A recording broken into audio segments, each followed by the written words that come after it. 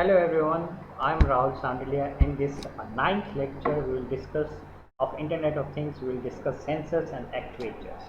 So, in our IoT system, sensors and actuator is something through which we interact with the external parameter of physical condition, and based on that state, based on the parameters of our environment, our system, IoT system take some control, uh, uh, change parameter through actuator. So sensors act as our senses of IoT system, and actuator is something through which we control the devices. Through the sensors, we collect data, we analyze it, and then we take some decision. So sensor is an important a component of the IoT device, and there are so many type of sensors to detect various physical parameters. So a sensor is a device, typically electronics, that detect, prevent or change in its physical environment. The physical environment can be a sound, heat, pressure, flow, magnetism, motion, chemical and biochemical phenomena, and numerous so on, and provided a corresponding output.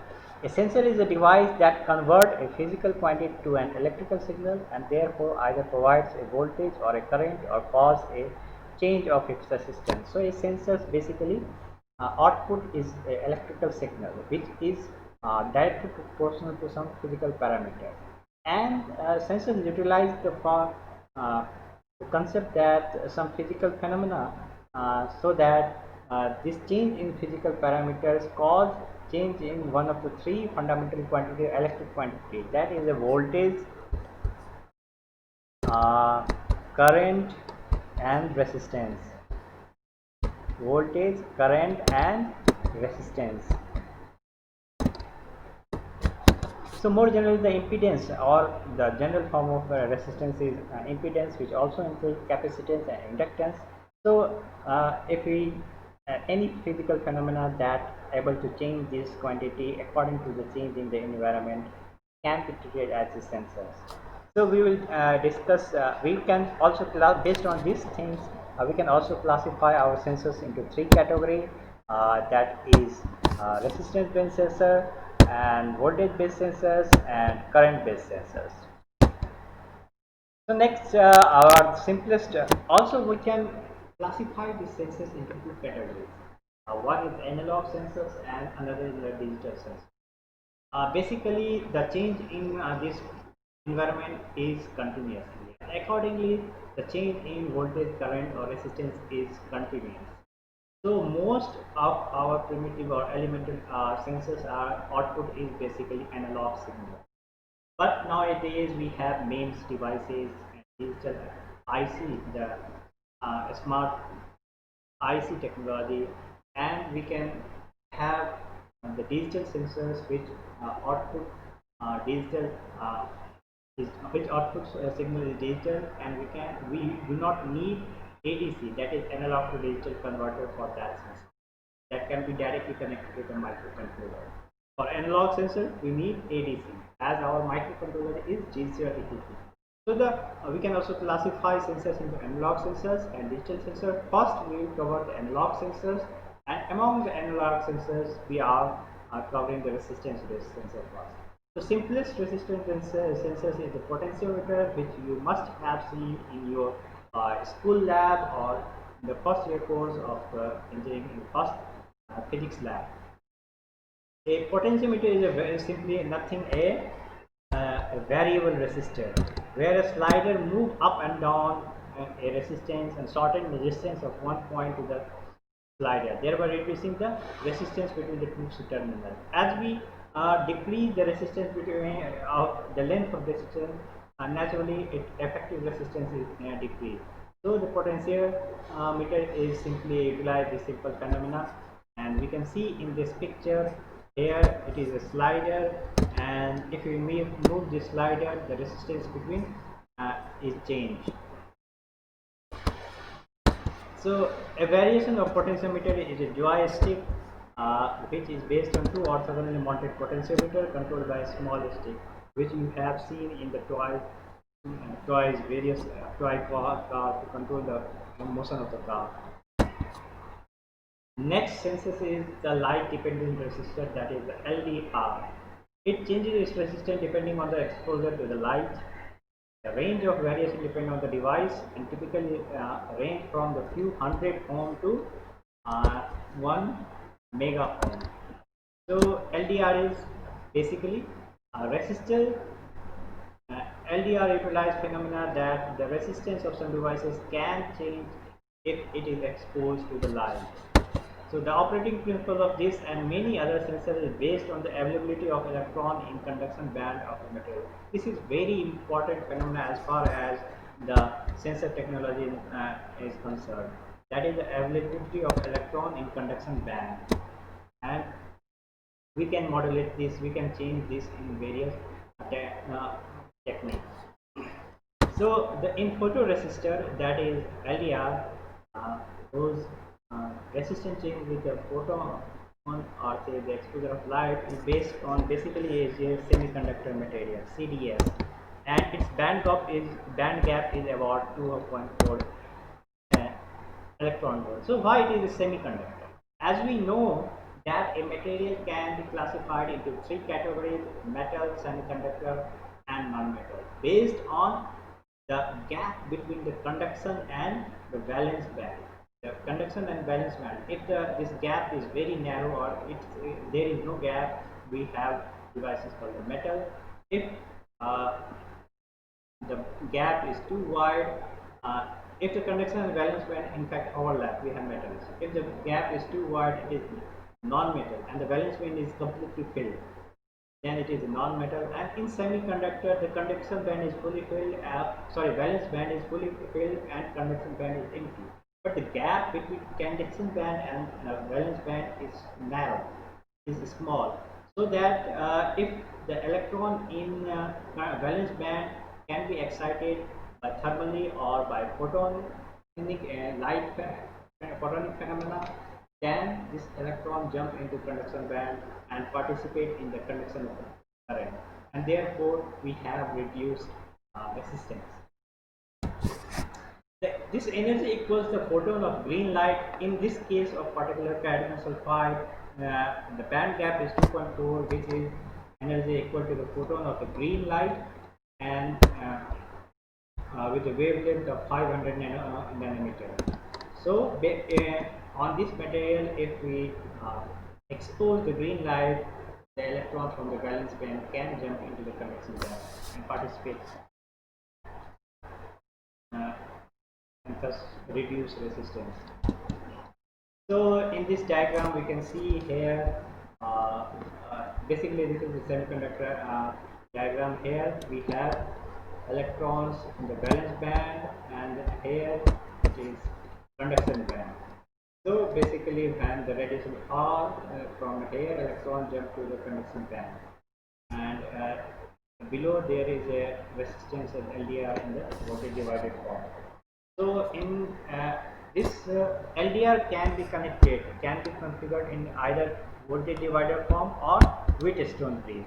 So voltage divider form, as we know, based on this resistance, the voltage at this signal is based on this resistance, LDR, resistance of the LDR, and as LDR of resistance change, therefore the voltage at the signal junction will also change. Similarly, in Wheatstone bridge, the voltage at the two junctions depend on the ratio of the resistance. That is, if R1 upon R2 is equal to R3 upon R4, voltage between two junctions is 0. But if one of the resistance is LDR, its voltage get changed, its resistance get changed, and this proportionality also get affected, and therefore we have some potential or voltage at the junction. So next, our sensor is the resistance-based temperature detector, which we call RTD. So it is calibrated platinum sensor. Platinum sensor with resistance exactly 100 ohm to at 0 degree centigrade. It is based on the fact that resistance of pure metal is determined only by scattering of electrons in conduction band with the photon, which are vibration of the ion that make up the crystal lattice. Moreover, higher temperature causes stronger vibration of the lattice with corresponding higher resistance, uh, intuitively, we might think of the crystal ion at higher temperature to oscillate with larger amplitude, creating a larger target for the electrons to scatter, thus impeding the motion. So basically, in this phenomena, what happens is that we have the crystal at the molecular level. We have the vibration of the lattice. As we know, crystal are made from the lattice, and metals have this crystal form. So if there is vibration in this crystal lattice, we can say it is a sound wave at the molecular level. So we have this particle nature of the sound wave. We also call the phonon. Here you can see it is a phonon word. So as light is a wave and its particle nature is a photon, similarly the sound wave at the molecular level has also particle nature, and we call it the phonon. Basically it is related to the vibration of the crystal lattice. So the phonon and electron get scattered, its resistance get affected, and therefore and as the temperature increases, the vibration of this lattice is also increased, and therefore we have the higher energy phonons, and it affects the scattering of the electrons and thus reduce the resistance. So these sensors utilize this phenomena for the temperature based resistance, that is resistance based on the temperature. And for this resistance we use the platinum based sensors. Commercial sensors are often made from platinum wire.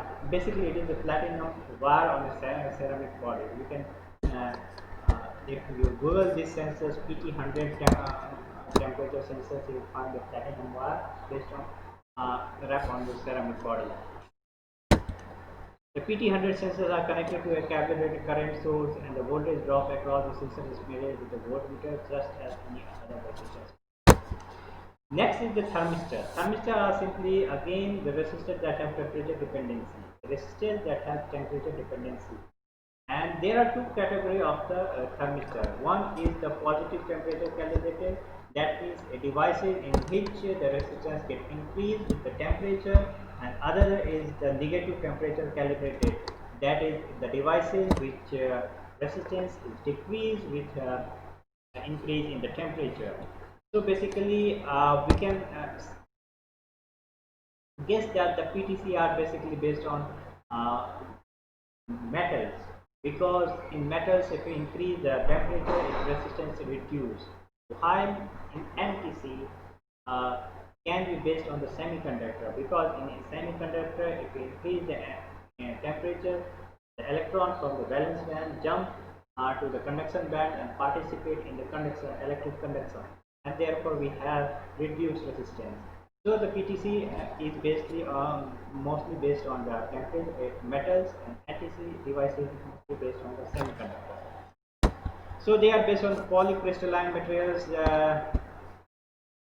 So PTC are basically, as we see in the polycrystalline materials, that change their dielectric constant at certain temperature, Curie temperature. That is also Curie temperature. Above the Curie temperature, the dielectric constant is changed. For example, in the magnetic material in the iron. Above the Curie, the state of the magnetic dipoles is disordered and dielectric constant is small. This causes the formation of large potential barrier between crystal grain. This leads to a resistance. Basically, it is based on this phenomenon. What I have said is that metals resistance get increase. It was in the case of the platinum. Here again, that was the same cause of the scattering of the photon. Here basically in thermistor PT devices use the magnetic dipoles, magnetic change in dielectric constant. Below the Curie temperature, the molecular dipoles are aligned and dielectric constant is large and resistance is low. This simple phenomena, and above the Curie temperature, the magnetic dipoles is disordered and dielectric constant is small. Therefore, we have large resistance. PTC devices, while NTC devices, we have this resistance with decrease in resistance with increase in temperature. They are often used for the temperature sensing and are based on the doped semiconductor material, as I have just pointed out. Semiconductor material that has occupied impurity donor levels below the conduction band. Increase the temperature, thermally excite these electrons to jump into the conduction band and thus increase the conductivity. Both NTC and PTC thermistor are sensed by connecting them to a constant current source and measuring the voltage drop across the thermistor. So in this figure we can see for the working of NTC devices, the valence band jump from the electron from valence band jump into the conduction band. Say here it is the electron which jump into the conduction band from valence band and thus it participate in the electric conductivity, and we have decreased resistance. Next is the LM35 temperature sensors. Now we have covered some of the resistance sensors. Now we will cover the voltage based sensors, and the first voltage based sensor is LM35 temperature sensor, which is a silicon band gap temperature sensor. Again, we are utilizing this phenomena of band gap of semiconductor. Basically, whole electronics industry is utilize this concept of band gap of semiconductor in the various technique, in the various way, and we have large number of these electronic devices. So even LM35 temperature sensors will also utilize this phenomena. So basically, it directly produces a voltage at its output pin. So it is basically a diode, and as the temperature increase in the depletion layer, the whole diode and in the reverse, say diode in the reverse biased, and we can see from the equation that the junction current is based on the temperature here. Junction current is based on this temperature. So if the temperature is if we vary the temperature, we can change the junction current, and accordingly there is a band gap at the junction. There is a voltage difference at the junction.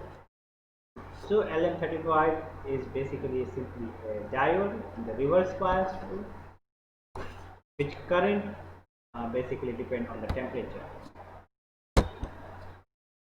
Next, our device is a thermocouple. Thermocouple are temperature sensors that are based on the effect of temperature and temperature gradient on conductors made of different materials. This is a quite well-known phenomena that if we have different conductors of different materials joined and the junction are kept at different temperatures, then there is a potential difference at the junction. This phenomenon is also known as the Seebeck effect, and the just reverse of the Seebeck effect is the Peltier effect. That means we have different electric junctions, and if we have different electric junctions, there is a temperature differences. So the thermocouple basically utilize this Seebeck effect, Peltier effect, and also Thomson effect. Thomson effect says if Thomson effect is come into in a same type of conductor. If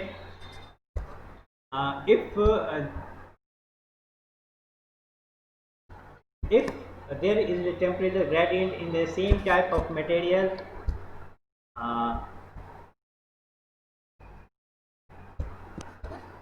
so if there is a temperature gradient in same type of material, there is a potential difference due to Thomson effect. Directly at the junction of the conductor, the Peltier effect causes a current that depends on the temperature, as just I have explained. And on the wire segment, a temperature gradient causes additional current flow, that is a Thomson effect. On the wire segment, that means on the same material, and Finally, joining the two junctions at the wire cause a current to circulate in the loop. This is called the Seebeck effect. So based on these three phenomena, we have this thermocouple. If the loop is open, as shown in this figure, we can see if the loop is open, there is temperature difference between this junction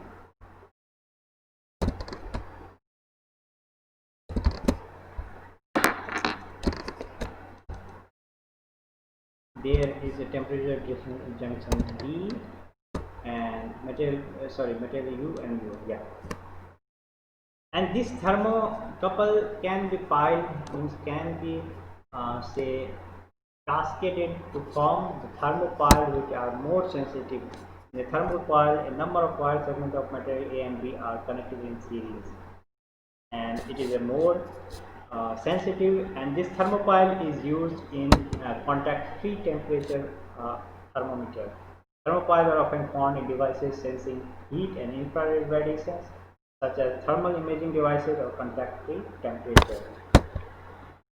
Next important, it is also very important phenomenon, Hall effect.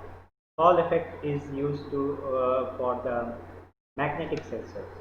So Hall effect is very popular phenomena in physics, in which if a current flows through the semiconductor, say in one direction, as we can see in this diagram, if the current flow in one direction and the magnetic field is perpendicular to this direction of the current in the same plane, then we have an electric potential in the direction that is perpendicular to both this current and magnetic field.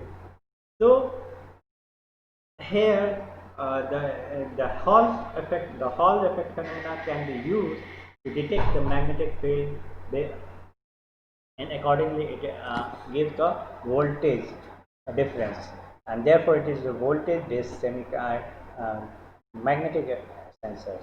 Hall sensors produce a voltage that is proportional to the magnetic induction B. In the presence of magnetic field, the Lorentz force deflects the charge carrier electron and holes towards perpendicular mounted electrons. As I have said, if the electron or say carrier motion is in this direction and magnetic field is just perpendicular to this, then the Lorentz force, that is Q into V cross B. The formula of Lorentz force is equal to Q into V cross V. According to this formula, this carrier experience the force, and it moves in the perpendicular direction of both these vectors. This creates a potential difference voltage between the electrodes, which cause a transverse electric field and counteract the deflection from the Lorentz force, such as the following charge carrier can move towards exit electron undeflected. So the name is the A1324 Hall sensors has a signal condition circuitry on board and only needs 3 pins for ground, supply and output volt. As we can see there in the right side of the figure below, we have 3 legs: ground, supply voltage and output voltage. The latter is proportional to the magnetic field and sensitivity is 50 millivolt per millitesla. Centered at 2.5 volt with no affiliate presence. Next is the accelerometer. Accelerometer ADXL335 is a 3-axis integrated circuit. Is a 3-axis integrated acceleration sensor based on micro-machined structure of silicon substrate where an inertial mass is suspended by a spring.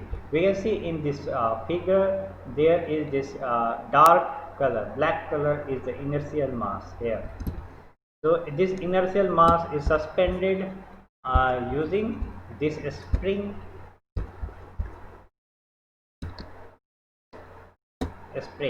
So as it experiences the motion, this inertial mass move, and based on this movement, here we have change in the capacitance. We can see based on this movement, we have change in this capacitance, and this voltage is compared to the comparator here, and accordingly the acceleration is measured. So the inertial mass is a part of an assembly capacitor driven by AC voltage that is used to measure the imbalance of the capacitive voltage divider.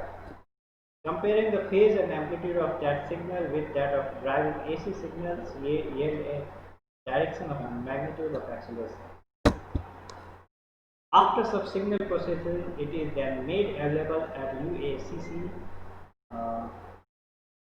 on the output pins of ADXL335 in the range of 0 to 3 volt, such that voltage is proportional to the acceleration in the range of -3g, that is g is here the acceleration of gravitation, and that is 9.8 meter per second, updated at the rate of 100 times per second. So this basically this acceleration rating is updated about 100 times per second.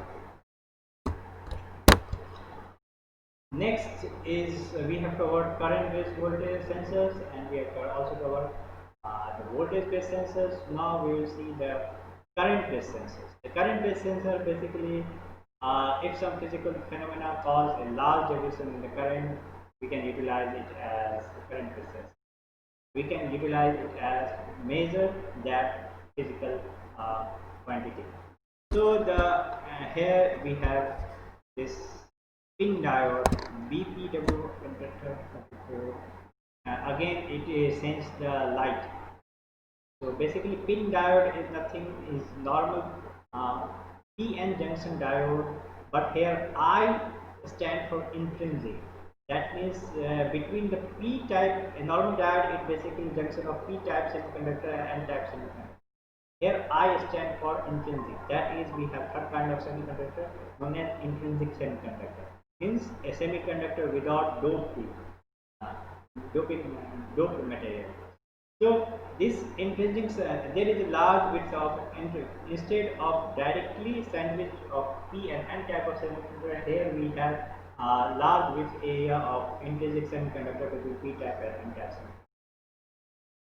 So what role these play intrinsic areas? As we increase this, the junction between the P and type is depletion layer, as we have seen from the working of the diode. So if a radiation fall in this depletion layer, electron and holes created, and they can contribute in the conductor. So if you widen this area by putting intrinsic material, we can have large gain in the current. That's why pin diode, there is an intrinsic semiconductor between P and N type. So another one is the phototransistor based on same phenomena. In this we have pin diode at the base collector junction, and the concept, the working is very much the same. Pin diode is connected in this circuit, and we have this connection. If the light falls, the current flow from here to here. And accordingly, the voltage is variable. Another very important, current-based sensors is charge coupled device. Basically, it is used in all types of cameras. Basically, charge coupled devices. The sensors in imaging applications such as cameras are the charge coupled devices, also known as CCD, which are examples which are similar to the pin diode that is attached to a small capacitor. So it is similar to a pin diode which is attached to a small capacitor, and one for each pixel of the camera. One pin diode is equivalent to 1 pixel of the camera. If the exposed light transfer a small charge to the capacitor. So when a light is exposed, transfer a small charge to the capacitor. As it increase the electron hole carrier, therefore we will have a charge at the capacitor as the circuit is open. The often large number of pixels are read or sequentially by transferring. So this charge is transferred from one capacitor to another, and finally read at the external readout port. In a CCTV, once the charge reaches the output port, it is passed through a resistor where it creates a voltage drop that can be measured. So digital sensors. We'll discuss the digital sensors in next lecture.